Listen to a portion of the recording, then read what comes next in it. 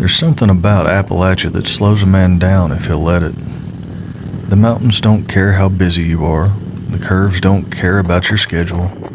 Out here, you either settle into a rhythm of the road or you fight it all day long. Modern life is loud now. Constant distraction, constant pressure, constant noise pulling people in 100 directions all at once. And I think sometimes men need a place where they can hear themselves think again. For some people, that place is a church pew. For others, it's a deer stand, trout stream, or a back porch somewhere deep in the mountains. For me, sometimes it's the road. Robert and I didn't serve together. Different branches, different wars, different life experiences entirely. He was Army in Iraq. I was Marine in Afghanistan. We didn't even meet until years after the military was already behind us. But sometimes men who've walked very different roads can still understand certain things about each other. Brotherhood, responsibility, sacrifice, the need to get away from the noise every once in a while. And somewhere along the way, motorcycles became part of that. Not because we're trying to relive the past, not because we're running from responsibility. Honestly, I think rides like this help us pull back toward the things that matter most. For me personally, roads through Appalachia have also become something deeper. A place to think, pray, reflect. A reminder that God often speaks loudest when life finally gets quiet. Today we're heading towards Lamar Alexander Rocky Fork State Park through the mountains of Appalachia. Nothing extreme, no major expedition, just a Harley, a Triumph Scrambler, and a stretch of mountain road ahead of us. Maybe that's enough.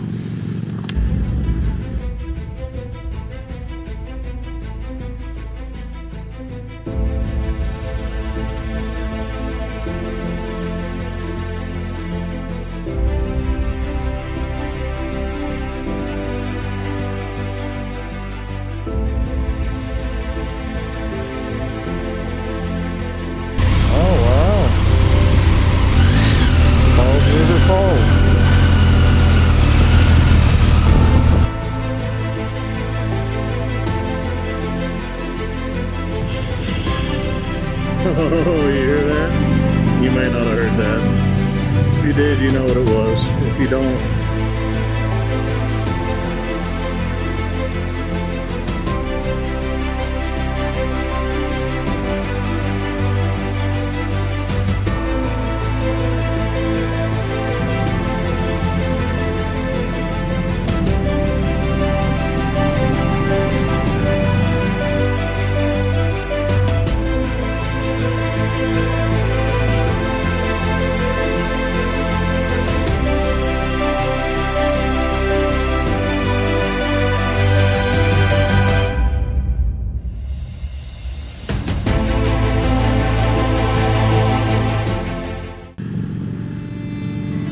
The morning started slow, and honestly that felt fitting for the kind of ride this was going to be.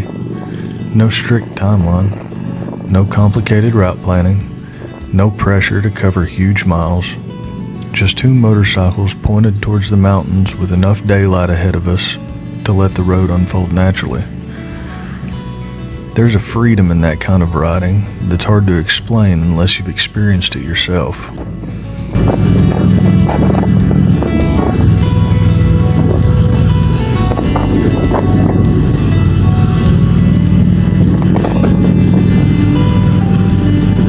Most people live highly structured lives now.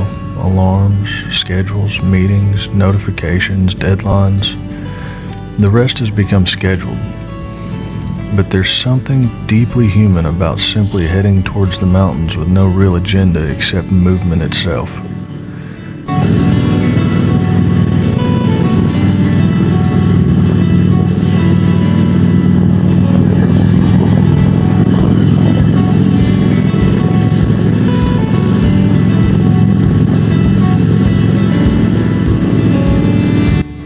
really settled into that familiar rhythm as we rolled through the back roads of Appalachia. Robert's Triumph Scrambler 1200 looked perfectly at home against the mountain backdrop. Two completely different motorcycles with completely different personalities, but somehow that fit the ride perfectly. Different paths, same road. That's true for people too. One thing I've learned as I've gotten older is that meaningful friendship doesn't require identical backgrounds. Some of the strongest bonds are built between men who have different stories but share similar values: duty, loyalty, resilience, humility, responsibility. Those things matter. And I think shared hardship has a way of helping people recognize those traits in each other faster. Veterans especially tend to understand that. There's a certain honesty that comes from living through difficult seasons. You stop valuing superficial things as much. Small talk matters less. Real conversations matter more. That doesn't mean every conversation has to be heavy either. Sometimes brotherhood is just shared silence. I think people underestimate that now.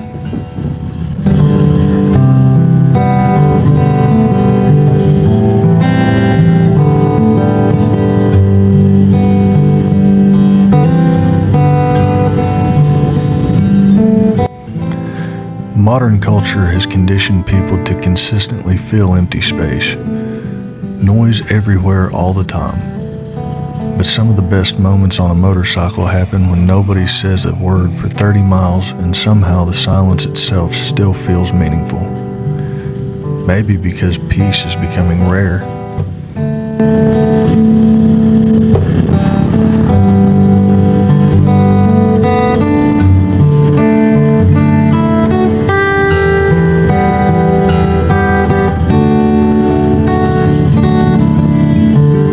As the roads began winding deeper into the mountains, Appalachia started doing what Appalachia does best.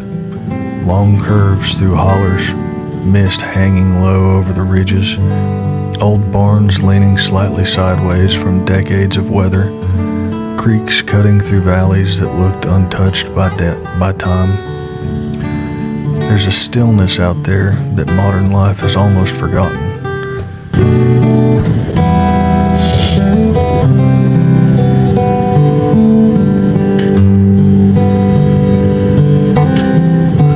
Psalm 19:1 says, "The heavens declare the glory of God, and the firmament showeth his handiwork." I've always thought mountain roads make that verse easier to understand, not because God only exists in nature, but because nature has a way of silencing distraction long enough for people to notice him again. Motorcycles do something similar.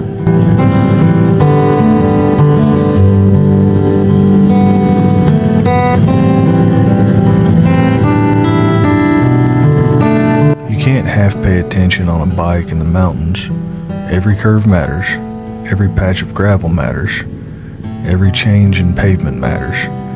Riding forces presence. Your mind can't wander too far because the road constantly pulls you back into that moment. And honestly, I think there's something healthy about that. I think a lot of people are mentally exhausted because they rarely experience stillness anymore. Even when physically resting, their minds are constantly consuming noise. News, phones, stress, arguments, entertainment, endless distraction. But the road cuts through all that for a while. Out there, it becomes simple again. Throttle, wind, mountains, curves, conversation, silence. The simple things. And sometimes simple things are the things closest to God.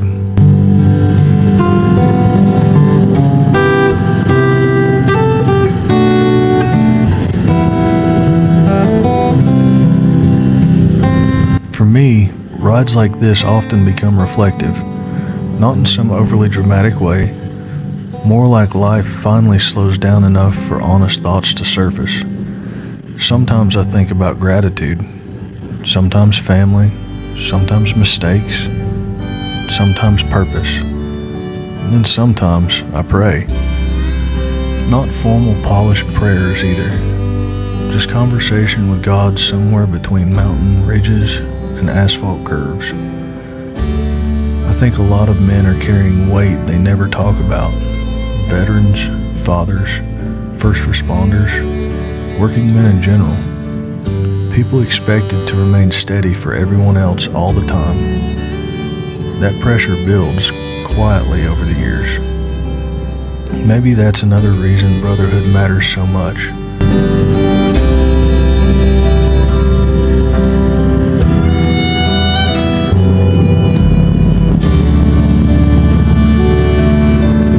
Ecclesiastes 4:9 says, "Two are better than one, because they have a good reward in their labor." That verse isn't just about work, it's about life. Men need good people around them, men who sharpen them, men who challenge them, men who remind them not to drift too far from who they're supposed to be. Then Proverbs 27:17 says, "As iron sharpens iron, so a man sharpeth the countenance of his friend." The older I get, the more true that feels. Not every friendship has to look identical to be meaningful. Sometimes respect, honesty, and shared experience create long bonds even between men who see parts of life differently. And honestly, I think that's healthy too.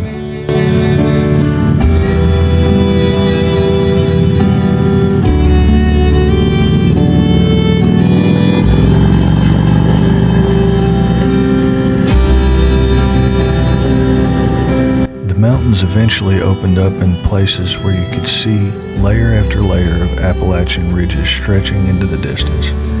The kind of views that instinctively make you slow down a little. There's something humbling about landscapes like this.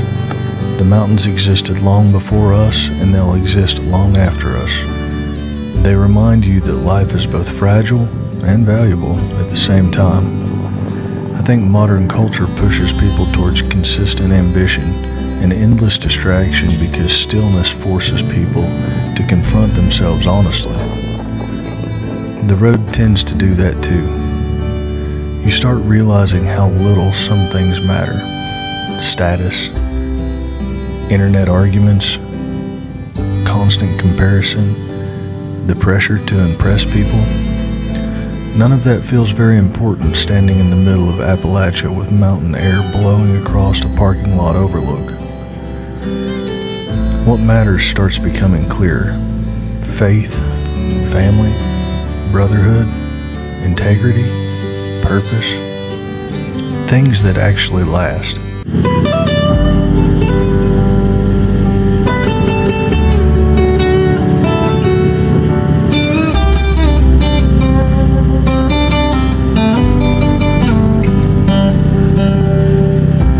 As the miles rolled by, the ride itself slowly stopped being about destination and became more about rhythm. That's usually when a motorcycle ride reaches its best point.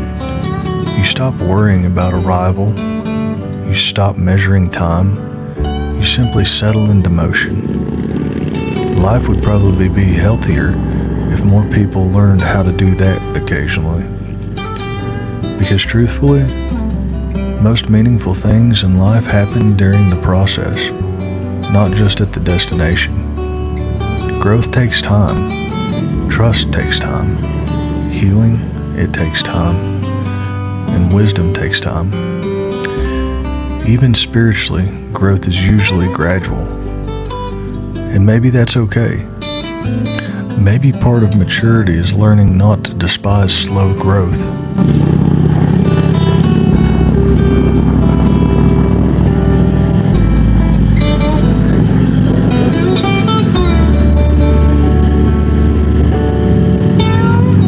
As the miles passed by on our journey through Appalachia that day, I realized something simple. Motorcycles aren't really the point. The bikes matter, the roads matter, the scenery matters.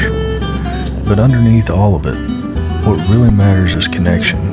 Connection to other people, to creation, to stillness, and connection to purpose. And for me personally, connection to God.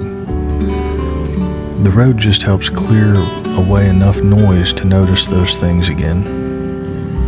Maybe that's why we ride. Not to escape life, not to avoid responsibility, not to chase adrenaline endlessly. Maybe we ride because somewhere between the mountains, the engine noise, the silence, and the miles, we reconnect with parts of ourselves that modern life slowly buries. And maybe that's enough.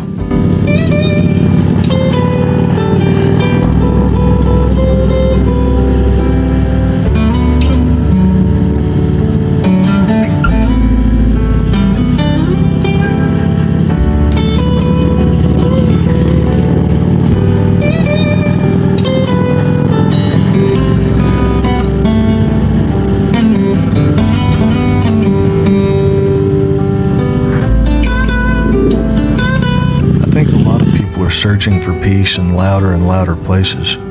More entertainment, more distraction, more consumption, more noise.